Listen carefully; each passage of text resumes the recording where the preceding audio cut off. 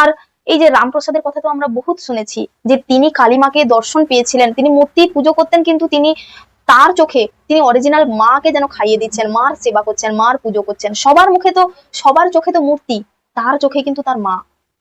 তিনি সেই ভাবটা, সেই অনুভবটা তিনি করেছেন, তার জন্য তার মূর্তির মধ্যেও সেই মাকে দেখতে পেয়েছেন।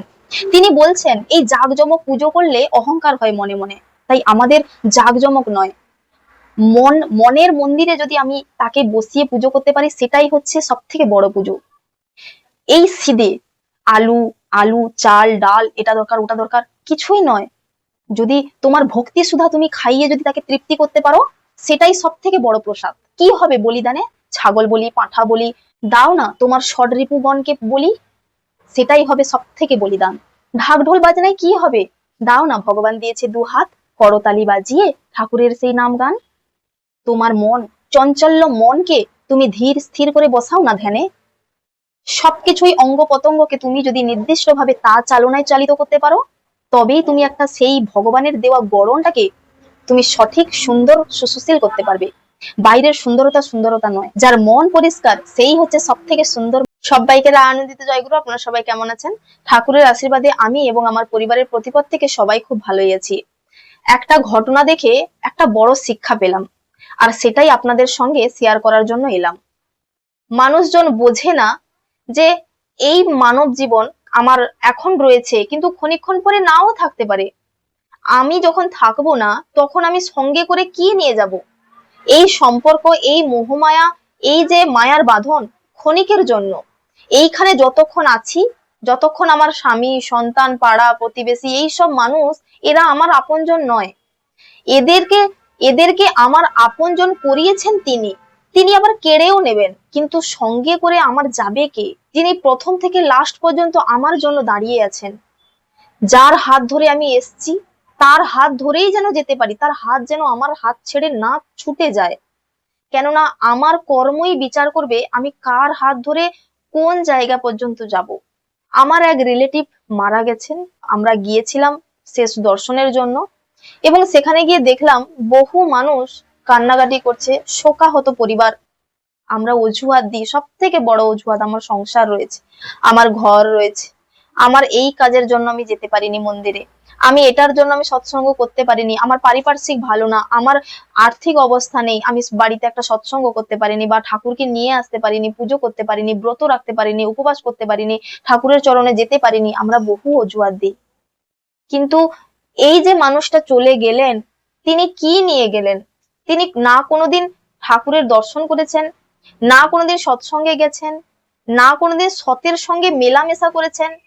যত করেছেন কূটনীতি, পর আলোচনা, ঠাকুর থেকে বিরত থাকা, এই যে সংসারের মোহমায়া করে কাটাচ্ছিলেন। তিনি শেষ যাত্রায় যখন যাচ্ছিলেন, তখন তার পাশে একটা মানুষও ছিলেন না। এইটা দেখে আমি সব থেকে বেশি কষ্ট পেয়েছি, যে তার পরিবারের বৌমা পর্যন্তও যায়নি। তিনি শাশুড়ি আর তার দুই বৌমা পালিয়ে এলেন, আমরা যাব না, যে যার কর্ম অনুযায়ী যে যার যাবেন।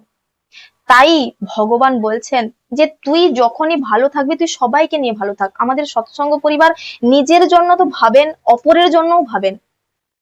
ঠাকুর আমাদের এইটা শিখিয়েছেন যে তুই ভালো থাক, অপরকেও ভালো রাখ, কেননা অপর যদি ভালো না থাকে তুই কখনোই ভালো থাকতে পারবি না। বিশেষ করে আমি যেখানে বাস করি, আমার পাড়া প্রতিবেশী, শ্রী ঠাকুর তার বাণীতে বলছেন, পাড়া পড়শি তোর নিপাত গেল, তুই বসে সুখ খাবি বুঝি, যা ছুটে যা ওদের বাঁচা, ওরাই যে তোর বাঁচার পুঁজি। শ্রী শ্রী ঠাকুর তার প্রত্যেকটা বাণীতে আমাদের এই বার্তাই দিয়েছেন যে অপরের জন্য কিছু করো, নিজের কথা না ভেবে। তিনি তো ভাবতেন না, তিনি যেটা করেছেন সেটাই আমাদের বলেছেন। আচার্য দেব আমাদের সেই শিক্ষাই দিচ্ছেন যে তোরা কর, তোরা কর্ম কর।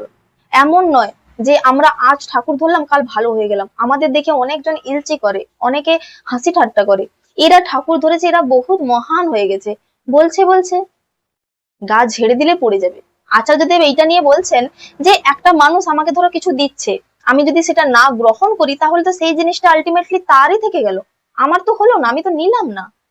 তা তেমনই কেউ যদি কথা বলে বা কেউ খারাপ কথা বলে, যেটা আমি কষ্ট পাচ্ছি, তখনই ঠাকুরের নাম করবেন, এবং সেই কথাটি না নিলে তারই কথা তারই থেকে গেল। আর যেই মানুষটা বলছে, সেই মানুষটা নিজে বুঝে নিবে যে আমার কোনো খারাপ কথা এদের গায়ে লাগে না, এরা নেয়ই না, এমন ভাবে আমাদের ইগনোর করতে হবে। কিন্তু অপরজন যদি আমাদের সঙ্গে ব্যবহারটা খারাপ করেছে বলে আমরাও যে ব্যবহারটা ঘুরিয়ে খারাপ করব, তাহলে আমরা গুরুকে অপমান করব। কেননা আমার গুরু শিখিয়েছেন যে কেউ যদি তোমার সঙ্গে খারাপ ব্যবহার করে, তুমি তার সঙ্গে তুমি তোমার ব্যবহারটা দেখিয়ে দিও যা তোমার গুরু শিখিয়েছেন, তাহলে সেই মানুষটা এই শিক্ষাই পাবে যে আমাকে কেমন হতে হবে, তখন তোমাকে দেখে সে শিক্ষা পাবে, আর তখনই তোমার গুরু ধরা সার্থক হবে। হাজার খারাপের মধ্যে থেকেও যদি আমি ভালো আচরণ করতে পারি, সেইখানেই গুরু ধরার মাহাত্ম্য, সেইখানেই সৎ এবং অসতের লড়াই। যদি আমি অসতের মধ্যে থেকেও আমি সৎ থাকতে পারি, আমার গুরুকে নিয়ে একনিষ্ঠ ভাবে, আমার মাথায় ইষ্ট রয়েছে আর তার মাথায় অনিষ্ট রয়েছে, কে জিতবে? কোনোদিন অনিষ্ট জিততে পারে না, ইষ্টই জেতে। তাই সবাই কর্মের মধ্য দিয়ে আমরা ফুটিয়ে তুলবো। আমরা এই সংসারের মায়ার বাঁধন, এটা ভগবান দিয়েছেন, এটা দায়িত্ব, কর্তব্য। শুধু ঠাকুর ঠাকুর করলে হয় না, আমাদের ঘর সংসার সবকিছুই দেখতে হয়। কেননা তিনি দিয়েছেন এই ঘর সংসার, গৃহস্থ ধর্ম সব থেকে বড় ধর্ম, এটিকে পালন করে আমাদের বাদ বাকি কাজগুলো করতে হবে। সারদা মা বলছেন, আমার দুই হাত, এক হাতে ঠাকুরের সেবা করব, এক হাতে সংসারের কাজ করব। ঠাকুরও তিনি বললেন যে ঘর সংসারের মধ্যে থেকেও ঠাকুর সাধনা ভোজনা হয়, তিনি করে দেখিয়ে দিয়ে গেলেন আমাদের। আর আমরা এই ঘর সংসারের অজুহাত দিয়ে আমরা তাকেই ভুলে যাব, হয় আমরা ঘর সংসার ধরবো, না হয় ঠাকুর ধরবো, এরকম হয় না।